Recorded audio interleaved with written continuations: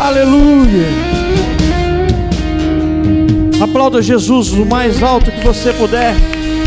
E junto com as suas palmas, declare a Ele. Exalte a Ele com palavras de adoração, reconhecendo a sua soberania, a sua grandeza, a sua graça. Aleluia! Aleluia!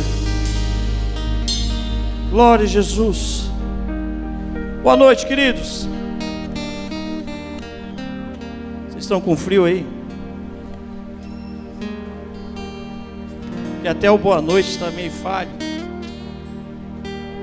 Boa noite, queridos. Graça e paz. Glória a Jesus. Quem está nos visitando nessa noite assim? Levanta a sua mão. O pessoal levanta até assim. Nós temos alguns visitantes. E por causa que você se levantou a sua mão tão vergonhosamente, eu já vou te avisando. Aonde você está sentado vai cair aí balões, confetes. E por aquela porta vai sair uma banda tocando uma musiquinha alegre, dizendo que você seja bem-vindo. Amém? Brincadeira, gente. Fique em paz. Mas é só para dizer para vocês que vocês são muito bem-vindos. A todos vocês. Tenho certeza que se Deus te trouxe aqui nessa noite, é porque Ele tem uma palavra para a sua vida, para todos nós. Amém? Você crê nisso? Você crê nisso? Então, como de costume dessa casa, dessa igreja, desse ministério, estenda suas mãos para cá e comece a liberar palavras.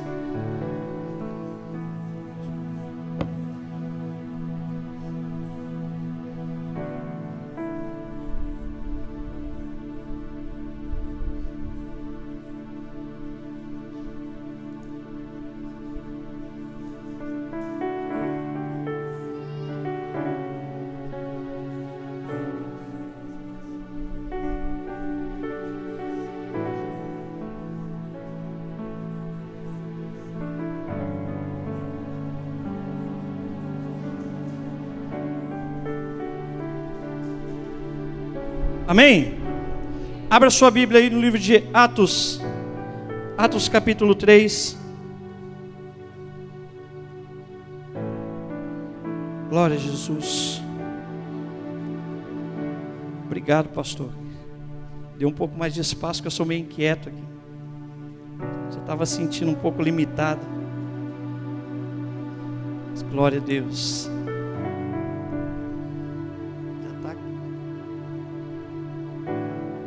Quem achou, diga amém. Atos capítulo 3 diz assim: ora, Pedro e João subiam junto ao templo, a hora da oração sendo a hora nona. Estava sendo carregado um homem coxo, desde o ventre da sua mãe. Repita comigo: desde o ventre da sua mãe.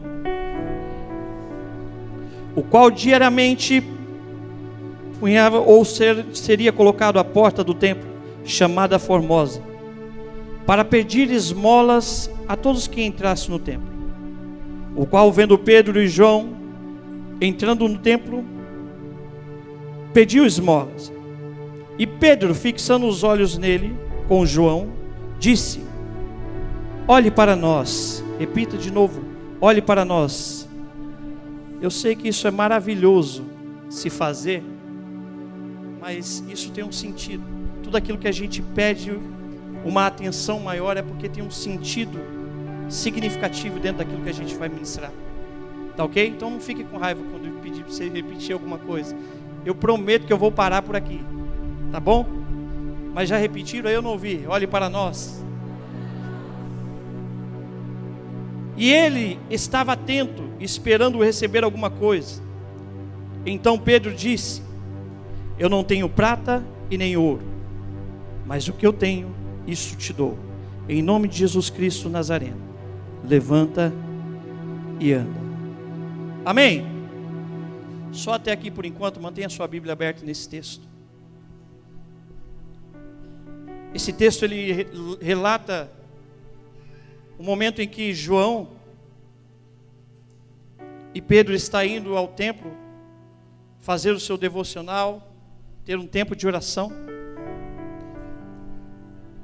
E também relata não só nesse mesmo texto a ida de João e de Pedro até o templo para fazer o seu devocional, mas também entra um personagem nessa história que todos os momentos a Bíblia narra que ele estava ali na porta do templo.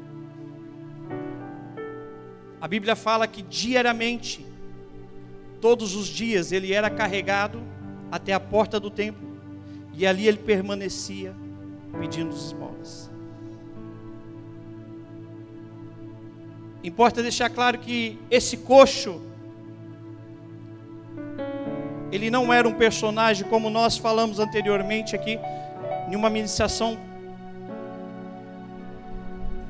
chamado Mefibosete. Um homem, um menino que com 5 anos de idade sofreu um acidente por conta da adversidade que estava acontecendo e ficou paralítico, ficou coxo. É diferente. A Bíblia diz que desde o ventre da sua mãe ele era coxo, ele nasceu coxo. Não era também como Bartimeu, que um dia experimentou a sua visão, experimentou ver, porque a Bíblia diz que quando Jesus pergunta o que ele quer, ele responde que eu torne a ver. Então quando ele fala que eu quero tornar a ver, é porque um dia ele enxergou. Mas repito, esse homem, ele nasceu com essa paralisia, já foi recebido ao mundo com essa necessidade, e por conta disso, ele junto com os seus familiares, eu não sei, a Bíblia também não narra quem o carregava todos os dias até a porta do templo, mas diz que alguém o carregava até a porta do templo, porque essa necessidade física que ele portava já não deixava ele ir até lá. Mas também fica claro, entendemos, que ele aproveitava dessa situação. Não me entenda mal, eu não quero dizer que ele era um aproveitador, mas essa sua condição fazia com que ele tivesse um lugar específico para poder pedir uma ajuda em prol da sua necessidade. Então a Bíblia diz que as pessoas levavam ele lá, talvez no período da manhã, não, mas vamos olhar assim, diariamente, deixava ele lá, e ele ficava ali pedindo esmolas.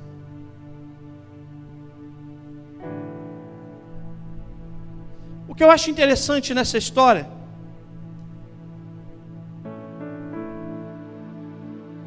é que talvez se não fosse tão lucrativo ele permanecer em algum lugar ou em algum ponto específico, será que ele voltaria naquele lugar? Se talvez ele passasse ali dia inteiro sem conseguir R$1 para suas esmolas, Renan, talvez ele acordasse no outro dia junto com seus familiares e falasse: poxa, lá não é legal, vamos tentar um outro lugar. Mas a Bíblia diz que diariamente ele estava no mesmo lugar. É porque todas as pessoas talvez que entrassem ali no templo, assim como Pedro e João, para fazer as suas orações, depositavam aos pés daquele coxo uma esmola. E se isso não fosse possível, se isso não acontecesse, talvez isso iria vir na mente dele: olha, não é um ponto bom, não está rendendo. Não quero dizer que aquilo se tornou um negócio daquele coxo, mas também pode ser que tenha se tornado. Pelo fato dele estar ali todas as vezes, suprindo a sua necessidade, através daquilo que as pessoas que entravam naquele lugar pudessem depositar nos seus pés.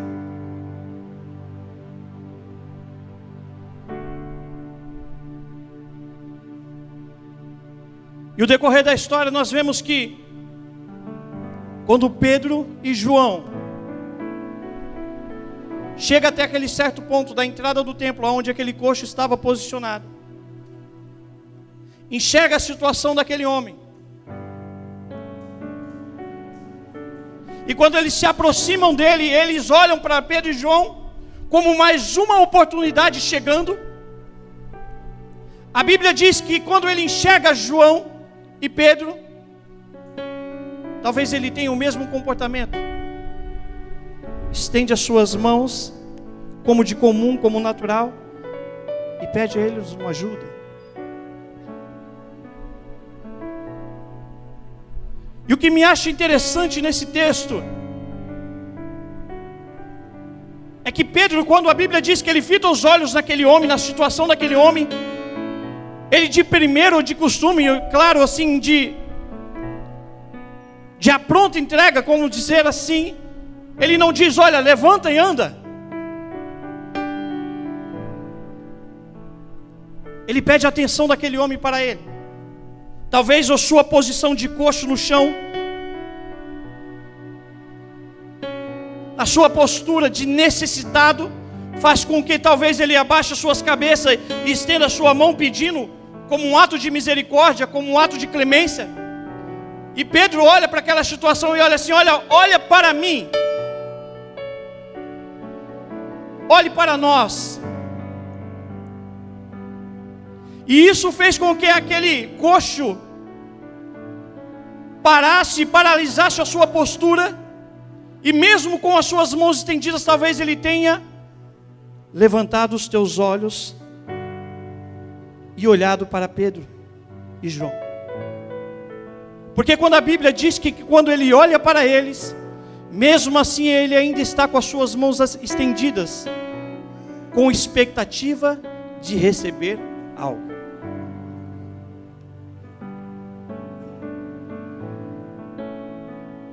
Mas algo ali já foi mudado. O cenário ali já é outro.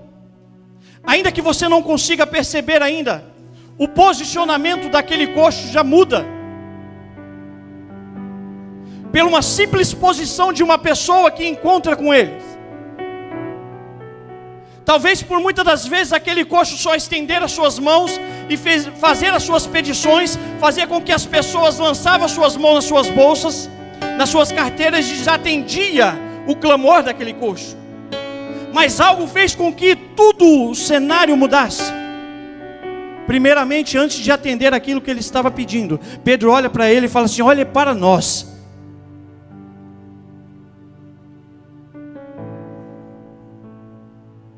E isso atraindo a atenção daquele coxo para eles, fez toda a situação mudar.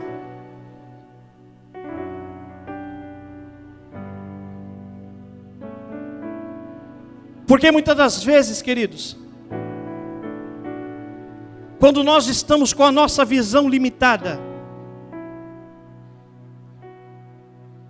tudo que nós conseguimos enxergar é aquilo que os nossos olhos conseguem ver em relação daquilo que está sendo suprindo as nossas necessidades. Aquele coxo, até aquele momento, tinha sua visão limitada para somente aquilo que ele recebia como esmola. Talvez através do seu posicionamento, olhando sempre para aquilo que ele poderia receber como ajuda, como um auxílio, como uma esmola, só mantinha ali, a sua visão ali. E todas as vezes que nós temos esse posicionamento, de olharmos somente para aquilo que está suprindo as nossas necessidades momentâneas, nós não conseguimos ter a amplitude, a visão exata daquilo que realmente pode ser liberado sobre as nossas vidas.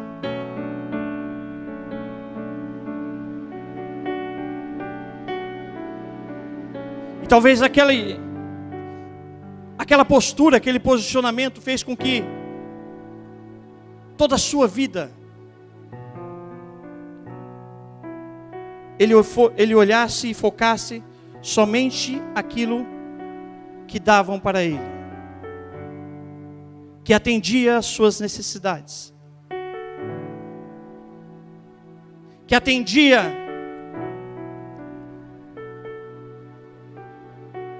aquilo que ele esperava por um breve momento, talvez para suprir o seu dia, a sua semana.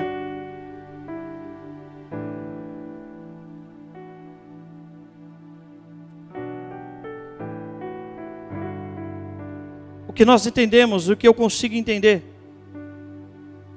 através desse texto, é que quando Pedro fita os olhos daquele homem e pede para que a direção da sua visão seja mudada,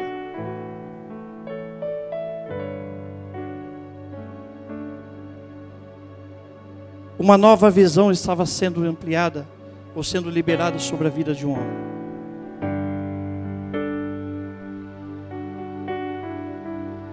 Talvez esteja confuso, mas eu tenho certeza que dentro daquilo que nós estamos caminhando, isso cada vez mais vai se tornar claro para nós.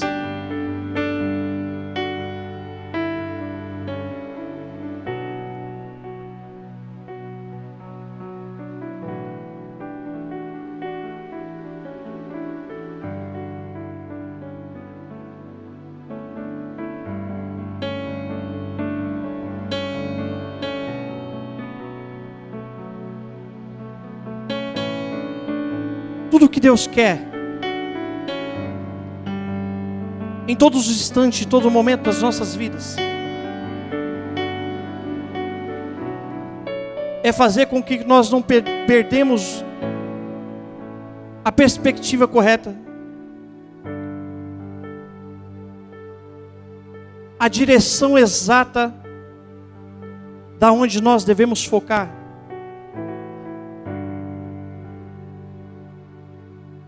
Antes de Deus liberar algo sobre as nossas vidas, dar um start na mudança do nosso comportamento, da nossa vida como um todo,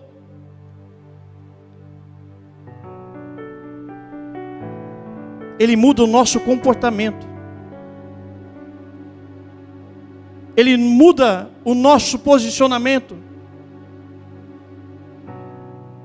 E a partir daí, quando isso é mudado, quando o nosso comportamento, a nossa postura é uma outra, os resultados começam a ser diferentes.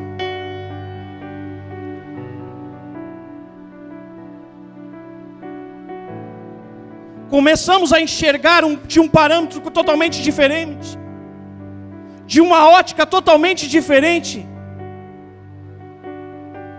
porque não mais estamos mais limitando a nossa visão naquilo que talvez esperamos para suprir as nossas necessidades momentâneas. E o diabo muitas vezes, entendendo isso, a luta frequente dele contra as nossas vidas é fazer com que nós nos apegamos às coisas pequenas dessa terra, para impedir com que os nossos olhos estejam voltados para Ele, para a nossa condição original, e não viemos usufruir de tudo aquilo que Deus tem para liberar sobre nós. Porque todas as vezes que você consegue aprisionar alguém acerca daquilo que ela pensa de si mesmo,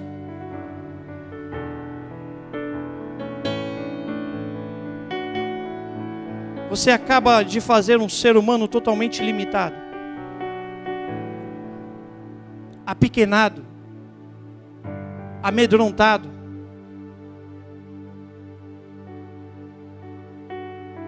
E repito, a luta do diabo é fazer com que nós temos a nossa visão, ela focada naquilo que podemos ser supridos diariamente, semanalmente, mensalmente, tirando sempre o nosso olhar da eternidade, daquilo que Deus tem para a minha vida e para a sua vida, que não condiz com aquilo que talvez esperamos.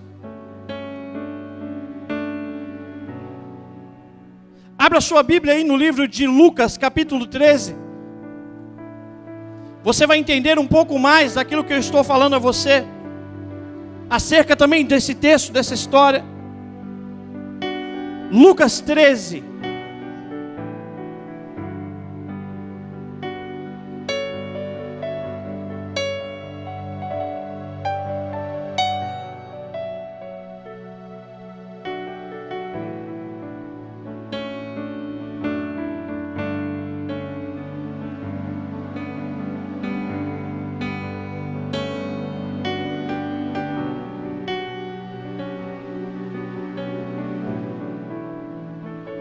Achou? Diga amém.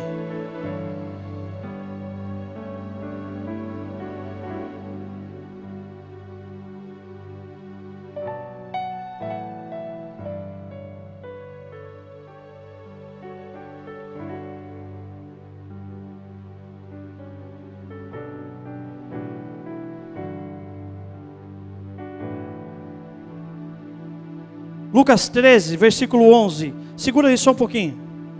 A gente já vai ler. Eu estava lendo algumas coisas referentes dentro daquilo que eu estava pesquisando, e eu achei algo. Eu não quero colocar isso como base, até porque eu não achei algo concreto com que isso possa ser verdade. E esse estudo, essa pesquisa, talvez feita por uma pessoa, ele diz assim, olha,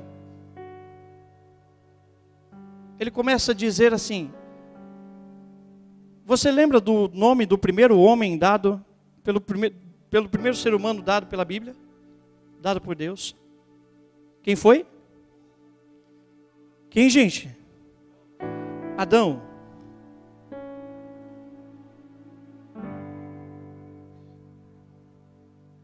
E aí ele fala assim, Adão, uns dos significados, homem, terra, né? E assim, alguns adjetivos nós começamos a enxergar referente a esse texto. E aí ele fala homem, né? E aí ele começa dizendo que o significado do homem é uma palavra grega chamada antropo. Eu acho que é mais ou menos isso.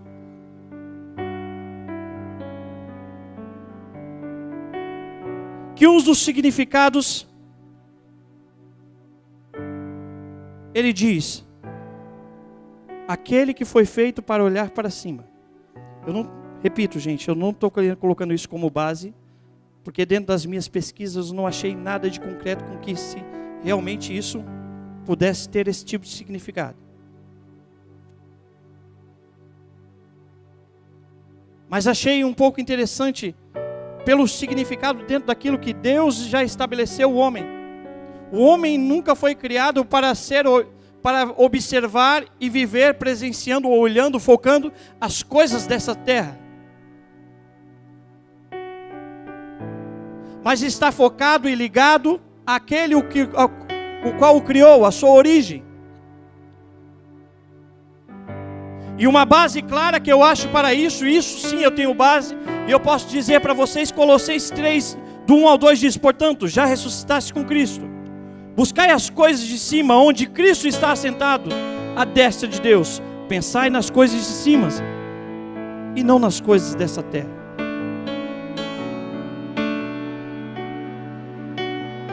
Se nós fomos ressuscitados com Cristo, nós devemos buscar as coisas dos céus, pensar nas coisas dos céus, estar ligado naquilo que os céus têm para as nossas vidas.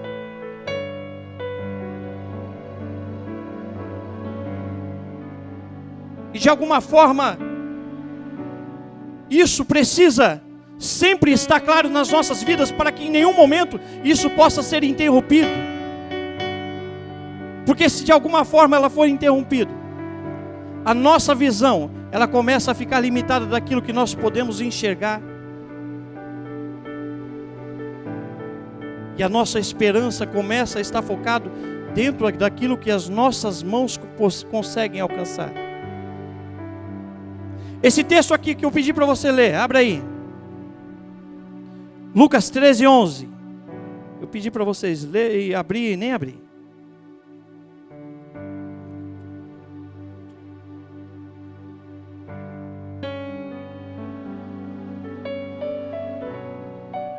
Diz assim, ó.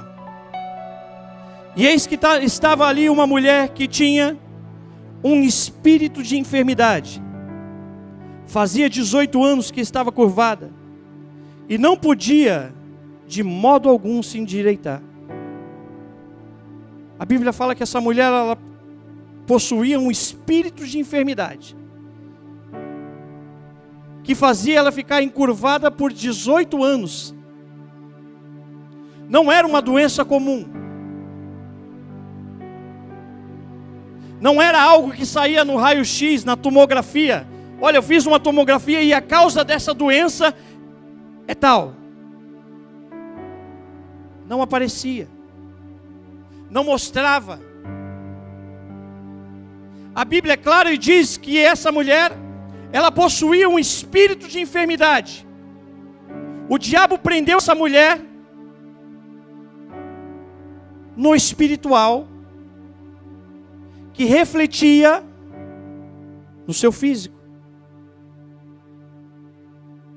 Um espírito que aprisionava aquela mulher, fazia com que ela ficasse totalmente encurvada.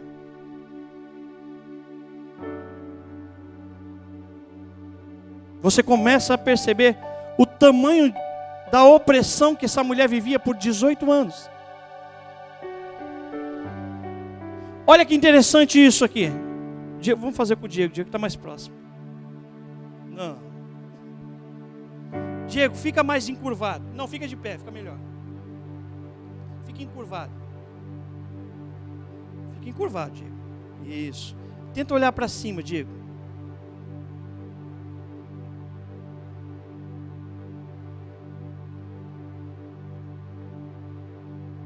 Para mim que estou totalmente numa postura correta, eu tenho uma facilidade imensa de fazer esse simples gesto de olhar para cima. Mas para essa mulher que estava há 18 anos encurvada, encarcerada por um espírito maligno, que fazia com que essa opressão refletisse na sua carne, o simples fato de olhar para cima, para as coisas do alto, fosse praticamente muito difícil para ela, ou talvez impossível. Nós não sabemos o grau, a maneira que ela caminhava. Mas eu vejo nesse texto como o diabo ele trabalha para tentar nos travar e fazer com que nós ficamos encurvados espiritualmente, para que isso reflita no nosso mundo físico e nos limite em todas as questões das nossas vidas. Se nós continuarmos esse texto, nós podemos ver a observação de Jesus, da qual ali sendo indagado pelos fariseus, pelo dia daquela mulher ser curada ou não, isso não vem ao caso, não é muito importante, mas ele faz menção a um nome depois. Ele diz: por acaso essa mulher também não é filha de Abraão?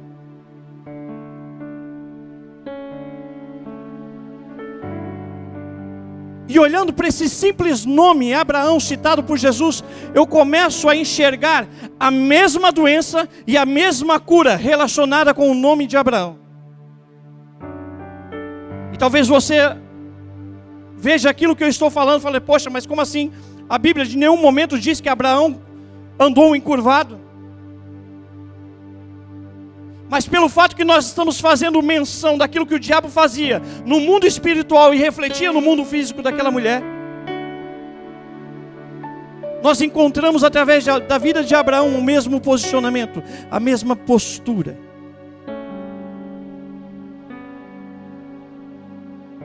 A Bíblia diz em Gênesis 15,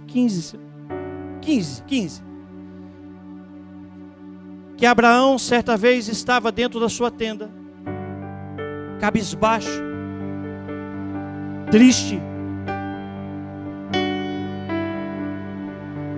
Mesmo depois de ter ouvido Deus falar que Ele faria dele uma grande nação, que ele seria bendito, mas estava ali direcionado para o chão, talvez fazendo as contas e pensando na realidade da sua vida. E você vai entender o que eu estou dizendo, porque Abraão, ele começa a analisar o seu torno, e talvez ele comece a se perguntar: Senhor, mas como o Senhor pode fazer tudo isso através da minha vida? Se tudo aquilo que eu tenho, tudo aquilo que eu conquistei, será herdado pelo meu mordomo, Damasceno Eliezer.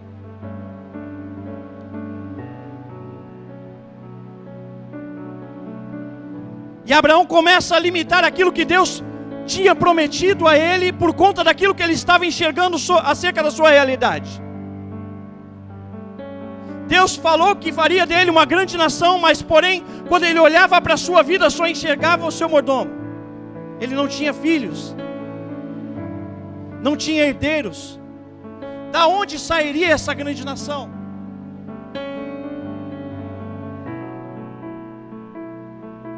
E ali ele estava triste, talvez desacreditado de como isso iria acontecer. Mas o que eu acho interessante é aquilo que Deus faz com ele, acerca daquilo que ele começa a indagar, começa a se perguntar como seria isso possível. É como se Deus pegasse... Vou usar o pastor Cleiton.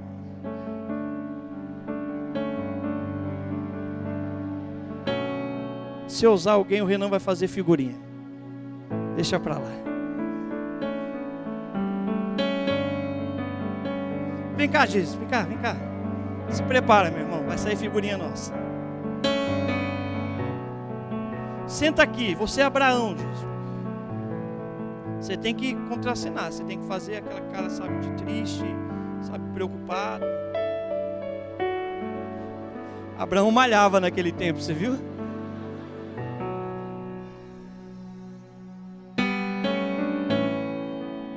É por isso talvez o é para ficar triste, Jesus. Me ajuda aí, velho.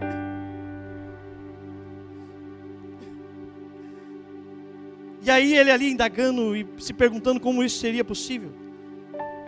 Deus faz uma coisa que para mim foi a chave para tirar Abraão daquele lugar. Deus pega Abraão pela mão: Abraão, vem cá, sai dessa tenda. Tira ele de dentro da tenda. Abraão, levanta a sua cabeça. Olha aquelas estrelas no céu. Está vendo? Conta se você pode.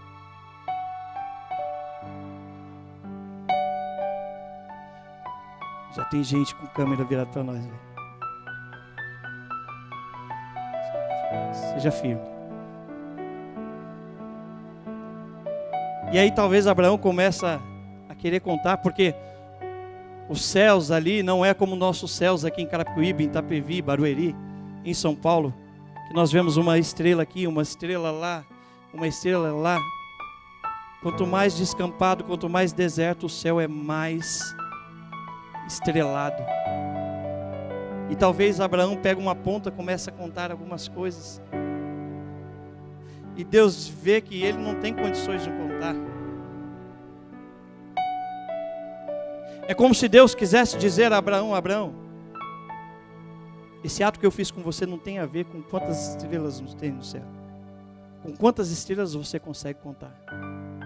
Mas é que eu não posso ver um homem cheio de promessa, assim como você, Abraão, dentro de uma tenda, olhando para baixo com a sua visão limitada. Você não entendeu ainda. Olha, presta atenção. O que Deus estava querendo dizer para Abraão: Abraão, vem cá de novo, Abraão. Senta aqui, Abraão, dentro dessa tenda. Abraão, enquanto você está direcionado para as coisas dessa terra, para as limitações que a sua visão estão te levando a enxergar, você só consegue enxergar Damasceno Eliezer. Mas quando eu te tiro desse lugar e faço você levantar a sua cabeça e olhar para as estrelas, eu estou dizendo: olha quantas inúmeras possibilidades eu posso fazer através da sua vida, Abraão. Não está condicionado àquilo que eu possa fazer. Mas o homem nunca foi criado para estar olhando para o céu, olhando para o chão com a sua visão limitada. Por isso que eu digo para você, a causa era a mesma, mas a cura também era a mesma. Deus só precisava mostrar um outro patamar, aonde Ele queria que ele se enxergasse. Fica por aqui, meu irmão, você vai me ajudar ainda. Fica aqui, Jesus, me ajuda. Por isso a primeira postura de Pedro teve para aquele coxo: olha, olhe para nós, levanta a sua cabeça. Tem uma nova visão. Deixe de enxergar aquilo que supra as suas necessidades por 24 horas, talvez por uma semana. Mas levanta a sua cabeça e olhe para o alto, aonde muitas possibilidades agora podem ser enxergadas.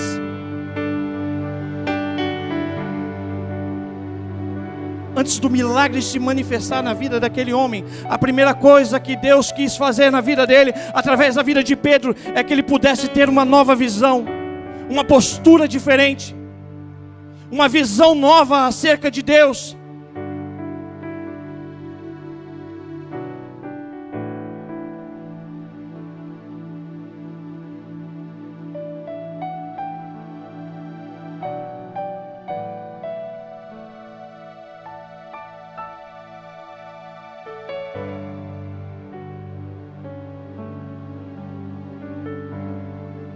Tem promessas aqui? Com essa convicção, eu não sei se você acredita tanto nessas promessas, mas quem tem promessas aqui de Deus sobre a sua vida? É uma posição, é uma postura diferente acerca daquilo que você ainda acredita. Quem tem promessa não foi feito para ficar olhando para as coisas que a sua mão pode te dar. Quem tem promessa não pode ficar com a sua visão limitada para as coisas dessa terra, porque a promessa quem deu não foi seu patrão, não foi o seu pai, não foi os seus negócios, aquilo que você irá fechar ou não, foi Deus, e é dele que virá. Então nós devemos estar fitados com os nossos olhos para cima, esperando atentamente a promessa.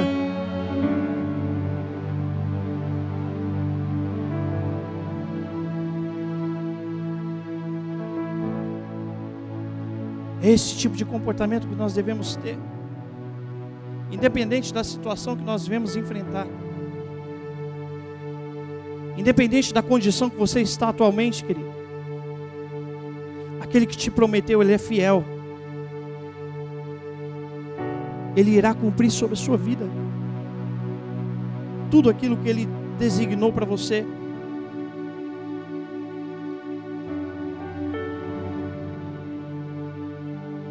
O problema é que muitas das vezes nós nos encontramos com pessoas que tiveram a sua vida inteira sendo disciplinada a olhar para baixo. Foram educadas talvez pelos seus familiares sem saber, pelos seus pais muitas das vezes sem entender. Também não estou entendendo, não estou ouvindo nada.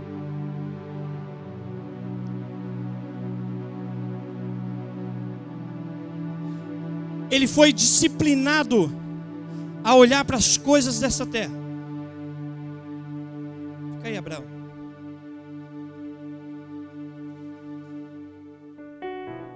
Você já se deparou e já conversou com uma pessoa que tudo que ela espera nessa vida está localizado no diminutivo? Eu usei esse exemplo na aula que nós tivemos ontem, e é muito interessante aquilo que Deus vem me falando acerca disso. Mas você olha para essas pessoas e tudo que elas focam está relacionado ao diminutivo. Eu só queria uma casinha. um carrinho, um empreguinho, um salarinho, ter o meu casamentinho, exercer o meu ministerinho numa igrejinha.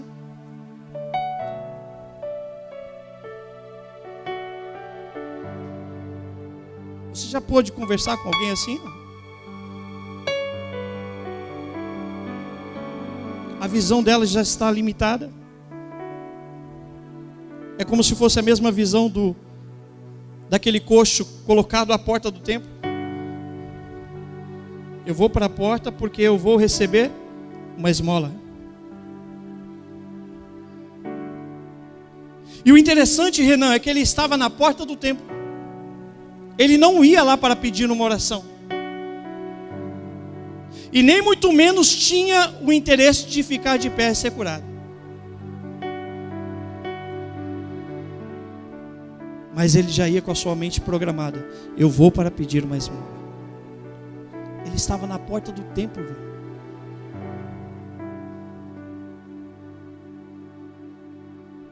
Ele estava em um ambiente profético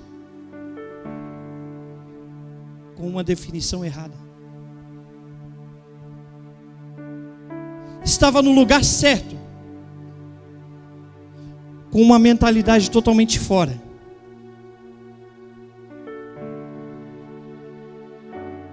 Às vezes, nós estamos trilhando o caminho certo, Renan. O caminho está top, velho. Mas as nossas expectativas estão erradas. No caminho certo. O fato de você estar dentro da igreja, mas com uma mentalidade totalmente corrompida da terra, não faz com que você usufrua as coisas do céu. Você pode estar aqui dentro há 30, 40, 50 anos, mas o que irá mudar a sua vida é para onde você está olhando. Se você está conectado à sua origem ou não. Quer viver o sobrenatural, meu irmão? Se apegue às coisas, desapegue das coisas da terra. E sabe o que Deus faz com uma pessoa que já não está mais com seus olhos voltados para aquilo que a terra pode oferecer? Deus chega nessa pessoa de novo e fala: Abraão, sai da sua terra, do lugar da sua parentela, para um lugar que eu te mostrarei. Porque talvez ali o ambiente que ele estava vivendo limitava tudo aquilo que Deus queria promover através da vida de Abraão. O que eu quero fazer na sua vida, o lugar onde você está não permite. Mas para que eu possa fazer você enxergar aquilo que eu tenho para você, que não é pequeno, eu preciso te tirar do lugar, meu irmão. Sai desse lugar. Sai desse lugar. E aqui você consegue enxergar tudo aquilo que Deus está promovendo através da sua vida. Olha que interessante isso, queridos. Sobe aqui, Jesus, me ajuda aqui, meu irmão. Você vai ficar mais alto agora, vai ficar mais aparente. Olha aqui.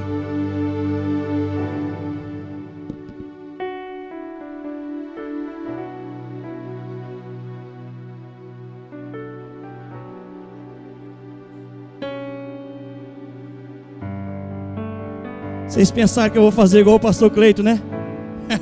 Fica aí assanhadinho.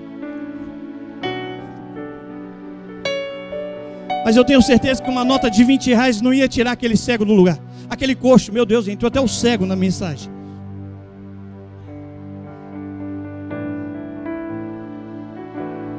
Você é o coxo agora, você não é mais Abraão. E sou eu a pessoa que está indo para o templo e encontro você. E te dou uma esmola de R$100. Talvez você nunca recebeu uma esmola de R$100. E talvez essa seja a primeira esmola do dia. O primeiro pensamento talvez vai vir na sua cabeça e falar assim: ó, estourei no norte. Estourei no norte. Arrebentei. Bati a meta do dia. Bati a meta do dia. Vou para casa. Ele olha para aquela nota e fica feliz. Porque talvez é um número, talvez que ele nunca tenha recebido. Mas quando ele tira aquela nota de cena e olha para as suas pernas,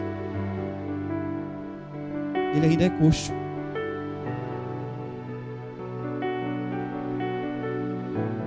A nota era boa. O valor era grande. Mas não mudava a sua vida. Ei, me devolva aqui, meu irmão. Fica aí. Está querendo desinteirar a premissa do meu pastor. Jesus. Nós precisamos entender. É parar de ter esse comportamento apequenado. Deixar de focar nas coisas que irá suprir as nossas necessidades, até mesmo por 24 horas, por semanas, e começar a focar naquilo que possa nos colocar de pé e mudar a história da nossa vida. Porque o diabo, ele pode criar vários cenários para te manter no mesmo lugar.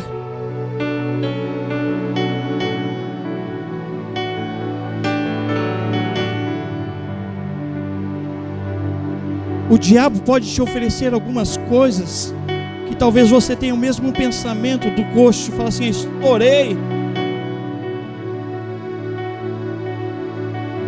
fiz meu nome, bati a meta,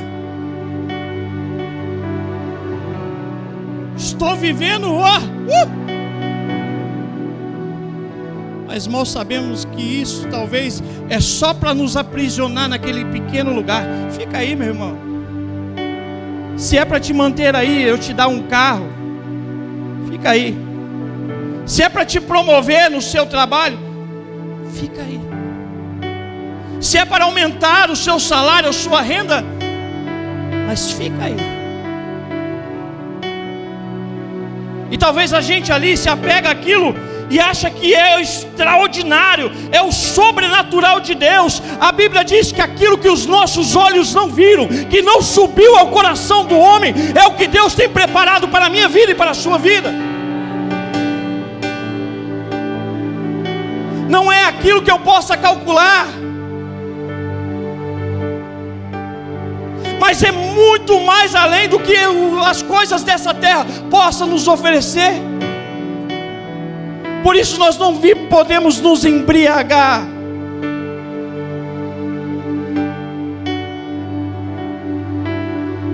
As coisas que nossa visão está limitada. Ah, pastor, mas você está dizendo, meu irmão, perdão. Obrigado. Mas você está dizendo que eu não posso almejar as coisas dessa terra, ter uma boa casa, ter um bom carro, ter um bom trabalho, ter um bom salário. Não, não é isso que eu quero dizer. Mas o mesmo Jesus, através de um ensinamento, Ele diz: olha, buscai em primeiro lugar o reino de Deus e a sua justiça, e todas essas coisas vos serão acrescentadas. Primeiro precisa de uma prioridade, de um foco original, de uma postura correta, aquilo que faz nos estarmos linkados ao céu, à origem da qual nos concebeu.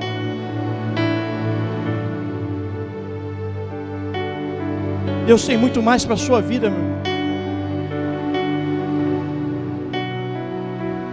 Para de olhar para baixo.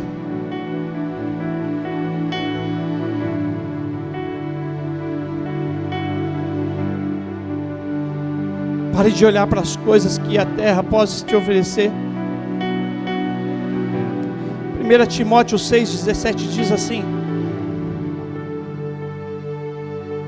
não ponha suas esperanças nas incertezas das riquezas, mas em Deus, que de tudo nos provê ricamente para a nossa satisfação.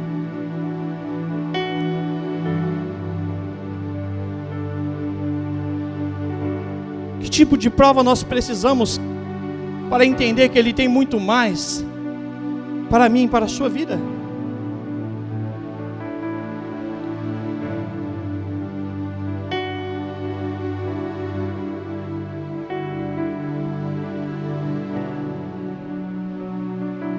Thomas ou Tomás de Aquino, certa vez, visitando o Vaticano,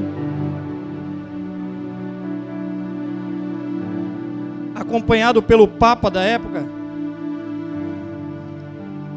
convidado a visitar a sala aonde ele colocava todas as riquezas acumuladas por aquele período passado. Aquele Papa olha para Aquino e diz: olha, Aquino, já não podemos dizer mais como Pedro, não temos prata e nem ouro.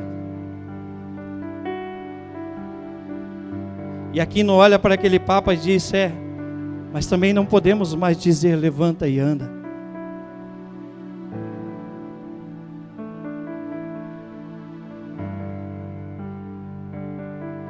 Porque quando nós colocamos a nossa visão, o nosso foco está nas coisas erradas, nós não conseguimos imaginar uma outra coisa além daquilo. E infelizmente, sabe o que isso acontece? Nós acabamos limitando aquilo que Deus possa manifestar através da minha vida e da sua. Meu irmão, aqui nesse meio dessa igreja, tem pessoas obstinadas por alguma coisa. Tem um objetivo, tem um foco.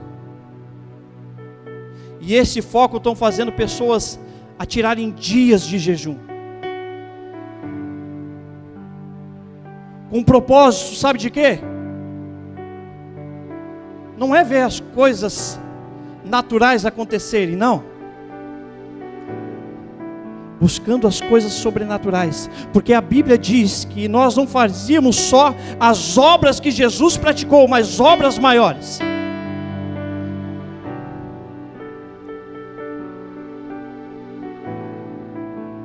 E essas pessoas estão querendo ver o sobrenatural de Deus através da sua vida. E mudando o seu posicionamento, mudando a sua postura, o seu modo de agir, o seu modo de pensar, para ter novos frutos. Porque enquanto eu continuar plantando algo, eu só colherei aquele algo. Mas quando eu mudo a minha semente, é certo que eu colherei algo diferente. Eu tenho certeza, meu irmão, que coisas grandes Deus irá fazer através de todos aqueles que se dispõem a viver e a presenciar e ser um canal de Deus para que o sobrenatural dos céus se manifeste na terra através da sua vida. Porque já não estão vivendo ou buscando as coisas daquilo que somente a terra pode oferecer. Mas olhem para o céu e diz: olha, eu sei que tem mais. Eu sei que ainda tem mais. As experiências que eu já vivi até hoje foram maravilhosas, foram boas. Mas eu sei que tem mais.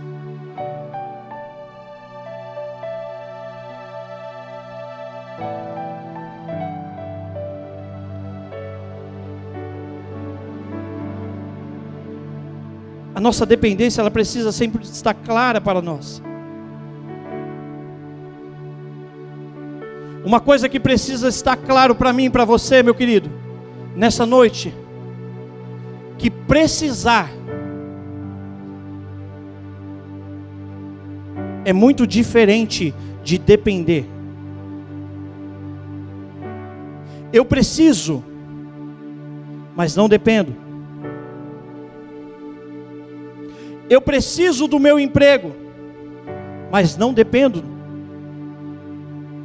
Eu preciso do meu salário, mas não dependo dele. Eu preciso do meu carro para me locomover, mas não dependo dele. Eu preciso dos médicos, sim, eu preciso, mas não dependo deles. Eu preciso da segurança pública, mas não dependo deles. Essa igreja, ela precisa dos dizimistas, dos ofertantes, sim, precisa, para manter tudo isso aqui, em funcionamento. Precisa, mas não depende deles. Com isso eu começo a imaginar que eu preciso de muitas, e muitas, talvez outras coisas que talvez eu não citei. Mas não tira o meu foco, e quando eu penso, olha, eu preciso de todas as coisas, mas eu só dependo unicamente e exclusivamente de Deus. A minha dependência é Ele, o meu foco é Ele, a minha condição é Ele. Ainda que tudo aquilo que eu precise possa estar sendo direcionado a mim, eu não dependo disso. Eu preciso, mas a minha dependência é Ele.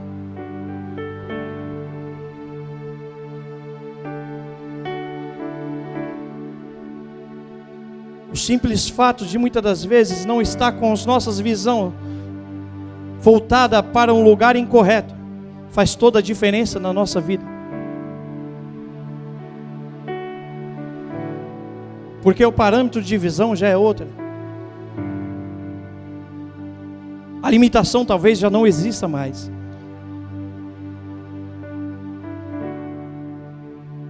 Isso irá mudar muitas coisas no nosso comportamento, no nosso posicionamento.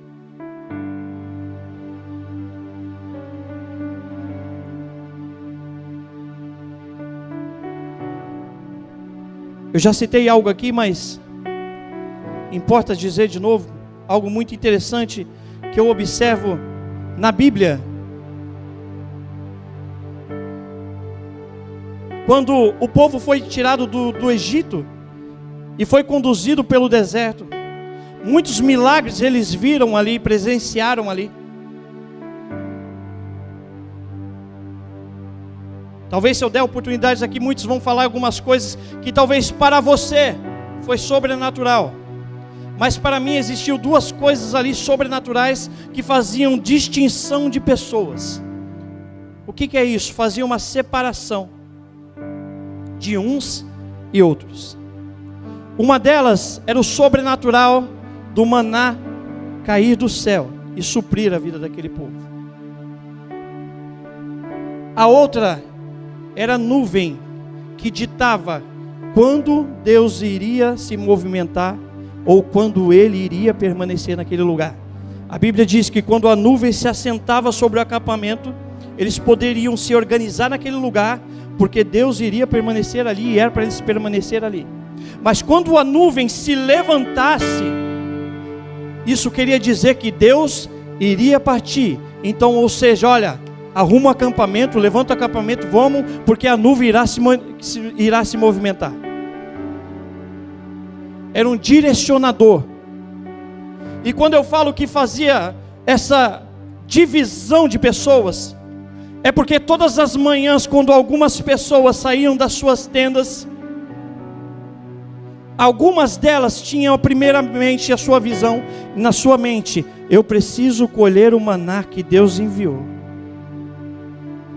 Presta atenção na diferença. Contrapartida, outras pessoas, quando saíam da sua visão, primeiramente, antes mesmo de ela olhar para o chão onde estava a sua previsão, ela olhava para o céu onde estava a direção de Deus e via: eu preciso saber se Deus irá se movimentar. Era diferente. Primeiro ela esperava algo em Deus. Não quero dizer que o maná não vinha de Deus, mas a sua preocupação maior, o seu foco maior, era naquilo que Deus estava direcionando eles. O suprimento ele sempre vai ter, mas se essa nuvem se levantar e for embora, eu vou ficar somente com o suprimento. E aquilo era 24 horas. A Bíblia diz que ele não podia guardar para o outro dia.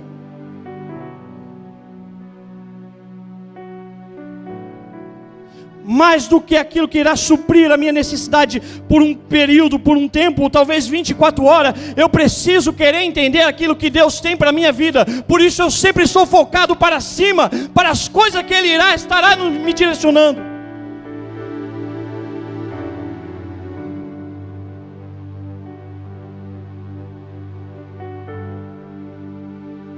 Chamar os músicos.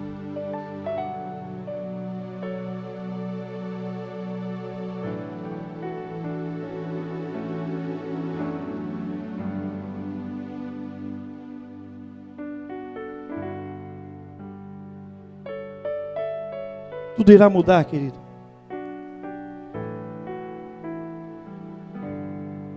Quando o foco da sua visão mudar.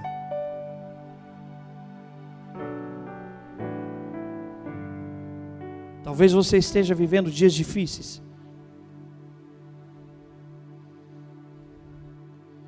Mas enquanto você estará pensando que a solução daquilo que você está enfrentando será naquilo que você puder fazer, ou o resultado daquilo que puder aparecer, a venda que você puder fazer, o aumento que você puder conseguir, o empréstimo talvez que você consiga ter, você sempre estará condicionado a viver somente aquilo que a terra pode te oferecer.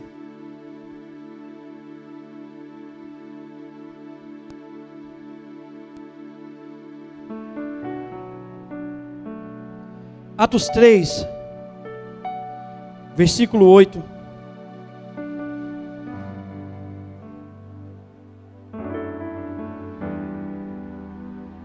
Se coloque de pé no seu lugar.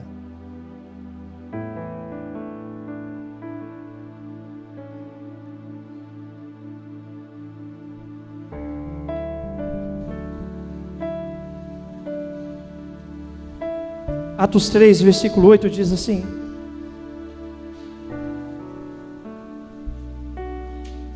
versículo 8 até o versículo 6, perdão.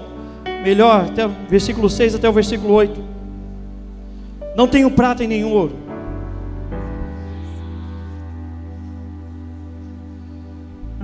mas o que eu tenho, isso te dou. Em nome de Jesus Cristo Nazareno, levanta e anda. Segurando pela sua mão direita, ajudou a levantar-se, e imediatamente os pés e os tornozelos do homem ficaram firmes. E de um salto pôs-se de pé e começou a andar. E depois entrou com eles no pátio do templo, andando, saltando e louvando a Deus. Uau!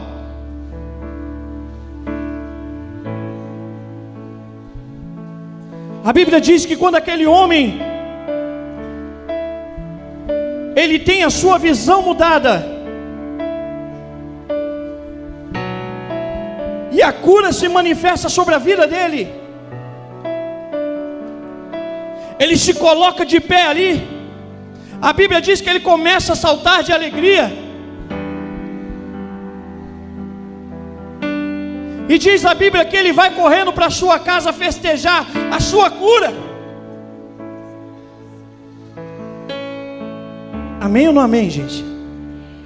Amém nada, gente. Você não prestou atenção naquilo que você leu?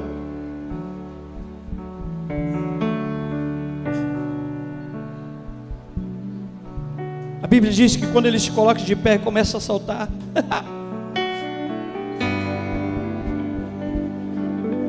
Ele não vai para a sua casa. Ele não corre para os seus familiares para mostrar aquilo que Deus tem feito. Ele não vai em direção dos seus amigos para poder comemorar aquilo que ele recebeu. A Bíblia diz que ele entra junto com Pedro e João ao templo e começa a louvar e adorar a Deus.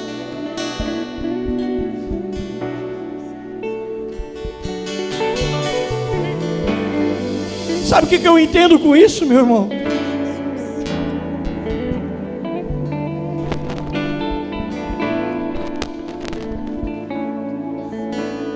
Eu entendo que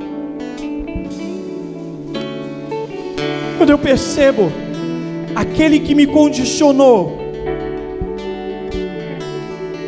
aquele que me posicionou a uma nova vida, a um novo tempo, quando eu entendo que tudo aquilo que eu precisava veio dele,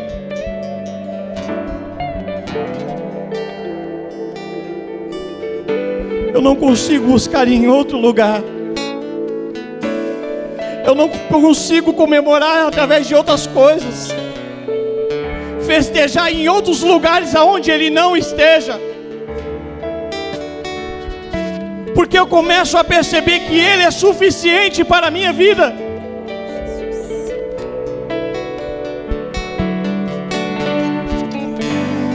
A Bíblia diz que aquele homem se coloca de pé, e a primeira coisa que talvez ele faça é correr para dentro e começar a adorar a Deus, glorificar a Deus.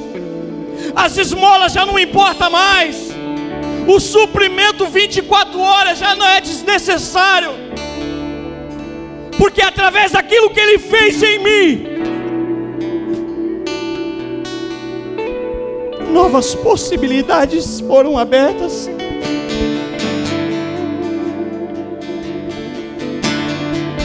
Uma nova visão começou a ser ampliada.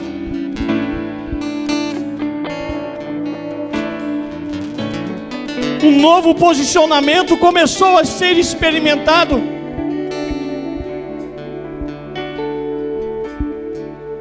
Talvez ele até pensou: poxa, nunca passou por minha cabeça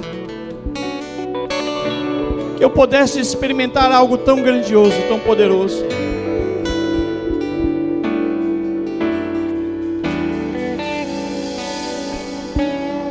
Mas o simples fato dele se deixar ter a sua visão modificada, o seu modo de enxergar mudado, fez toda a diferença na sua vida, porque reposicionou ele, não só as coisas, mas a sua origem, aquele que deu a vida, aquele que pode suprir nele e através dele todas as coisas.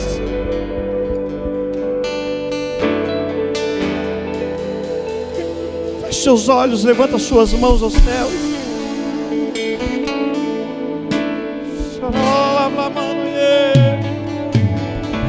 Beijar o teu rosto, Senhor, olhar bem fundo em teus olhos de amor, perder a noção do tempo que eu passei em adoração.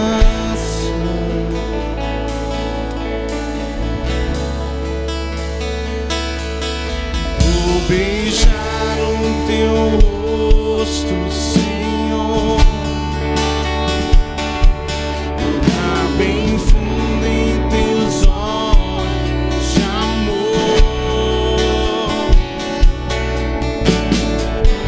perder a noção do tempo que eu passei em adoração.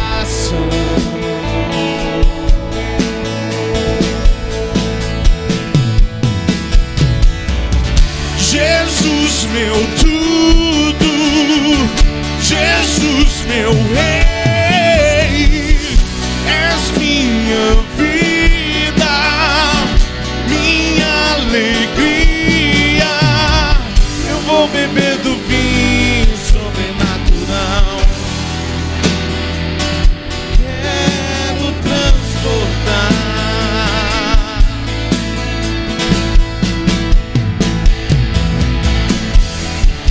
Jesus, meu tudo, Jesus, meu rei, és minha vida, minha alegria.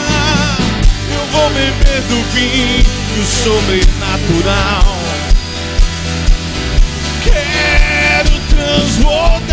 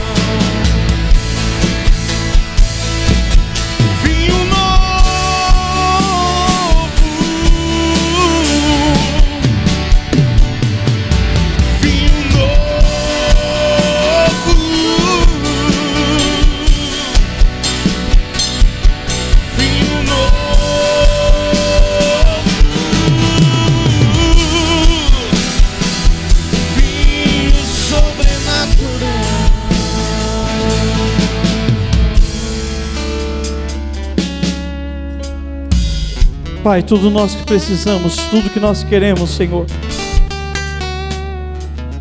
é de alguma forma ter a nossa visão, o nosso modo de enxergar as coisas mudado. Porque talvez por muitas das vezes, Senhor, nós estamos focados naquilo que o natural, naquilo que essa terra possa nos oferecer. E muitas das vezes achamos que somente aquilo que a terra pode oferecer possa ser provisão daquilo que o Senhor tem para nós.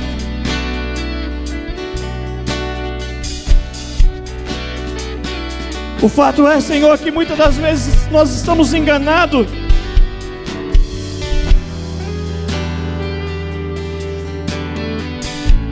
tentando e buscando achar uma solução, desesperado, Senhor, e abrindo as nossas expectativas para toda e qualquer coisa que puder solucionar os nossos problemas.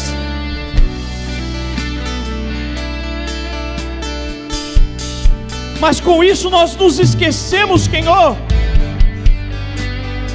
que o Senhor é suficiente para nós, que o Senhor nos basta, que assim como diz essa canção, o Senhor é o nosso tudo, o Senhor é o nosso Rei. E se assim declarado, Senhor, mas de uma forma, Senhor, que eu entenda aquilo que eu estou declarando, eu sei, Senhor, se o Senhor é o meu tudo, tudo que eu preciso vem de Ti,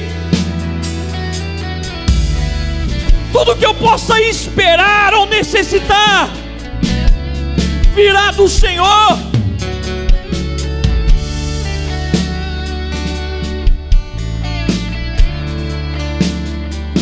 E verdade é que não há outro modo exato de pensar. Se nós entendemos que o Senhor é o nosso Pai, se nós entendemos que o Senhor é o nosso tudo, se nós entendemos que o Senhor é o nosso provedor, é aquele que nos alinha ao destino já proposto no céu,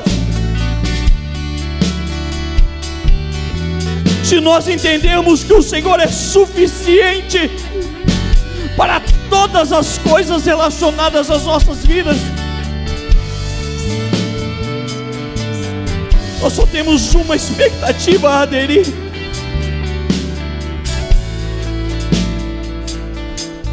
Nós só buscamos por uma realização. Nós só precisamos ter apenas um foco. É estar atento, é estar sensível, perceber tudo aquilo que o Senhor está movimentando, tudo aquilo que o Senhor está fazendo em prol das nossas vidas, e entender que o Senhor está no controle de todas as coisas.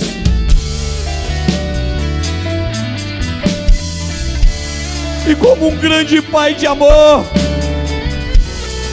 o Senhor está nos fazendo trilhar por caminhos de grandes realizações, de grandes feitos, aonde nós possamos presenciar, contemplar a mão poderosa do Senhor agindo em prol das nossas vidas. Poderoso Deus, fazendo-nos contemplar grandes feitos, grandes milagres. poderoso Deus,